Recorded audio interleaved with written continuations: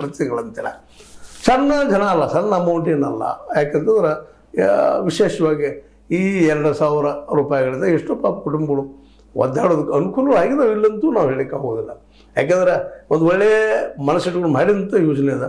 ಒಂದು ಸ್ವಲ್ಪ ಹೆಚ್ಚು ಕಡಿಮೆ ಆಗಿರ್ಬೇಕು, ಇಲ್ಲಂತೂ ನಾವು ಹೇಳಕ್ಕೆ ಹೋಗೋದಿಲ್ಲ. ಬಟ್ ಇವು ಸರಿಯಾಗಿ ಹೋಗಿ ಮುಟ್ಟಬೇಕಲ್ಲ, ಮುಟ್ಟಿದಾಗನ ಅದು ಯಶಸ್ವಿ ಆದಂಗೆ.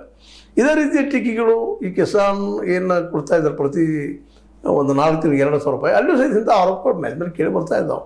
ಒಂದು ತಿಂಗಳು 4 ತಿಂಗಳಿಗೆ 9 ಕೋಟಿ ಜನಕ್ಕೆ ಹೋಗಿಬಿಟ್ಟಿರ್ತದೆ, ಇನ್ನೊಂದು ತಿಂಗಳಿಗೆ 10 ಕೋಟಿಗೆ, ಮತ್ತೊಂದು ತಿಂಗಳಿಗೆ 11 ಕೋಟಿ, ಮತ್ತೊಮ್ಮೆ 7 ಕೋಟಿ, ಹಿಂಗೆ ಹೆಚ್ಚು ಕಡಿಮೆ ಆಗ್ತಾ ಇದ್ರೆ ವೇರಿಯೇಷನ್ಸ್ ಯಾಕೆ ಆಗ್ತಾ ಇದೆ?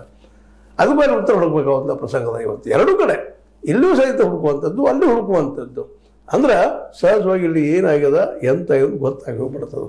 ಯಾಕಂದ್ರೆ ಇವತ್ತು ಸಹಜದ ಕೊಡ್ತಾನಂತ ಅಂದ ತಕ್ಷಣ ಬಡವಾಗ ಇವನು ಸಿಗ್ತದಪ್ಪ ನಮಗಂತ ಆಸೆ ಭಾಳ. ಅದಕ್ಕೆ ನಮ್ಮ ಕನ್ನಡದ ಗಾದಿ ಮಾತಂತ, ಬಡವಾಗ ಕೊಡ್ತಾನೆ ಅನ್ನಬಾರ್ದು, ದೇವರಿಗೆ ಬರ್ತಾನೆ ಅನ್ನಬಾರ್ದು ಅಂತೇಳಿ. ದೇವ್ರು ನೀವು ಹೋಗ್ಲಿಕ್ಕಿದ್ರು ಅವ್ರು ಏನಂತಾರೋ ಗೊತ್ತಿಲ್ಲ ನನಗೆ. ಯಾಕಪ್ಪ ಅಂತಂದ್ರೆ ಆದ್ರೆ ಬಡವ ಮಾತ್ರ ಏನೋ ಒಂದು ತಿಂಗಳ ಒಂದಿಷ್ಟು ಹೆಲ್ಪ್ ಮಾಡ್ತೀನಿ ನಿಮ್ಗೆ ಅಂತ ತಕ್ಷಣ ಅದು ಹಾದಿ ನೋಡ್ತಾ ಇರ್ತಾರೆ. ಬತ್ತೇನೋ ಬಂತೇನೋ. ಎಷ್ಟೋ ಜನ ಹೆಣ್ಮಕ್ಳು ಪ್ರತಿ ತಿಂಗಳ ಹೋಗಿ ಆನ್ಲೈನ್ ಬಂದು ಕೊಟ್ಟರೂ ಸಹಿತ ಬೆನ್ನ ನೋಡ್ತಾ ಇರ್ತಾರೆ, ಬಂತೇನು ದುಡ್ಡು ಅಂತೇಳಿ. ಆದ್ರೆ ಬರದೇ ಇದ್ದಾಗ ಭಾಳ ನಿರಾಶೆ ಆಗ್ತಾರೆ.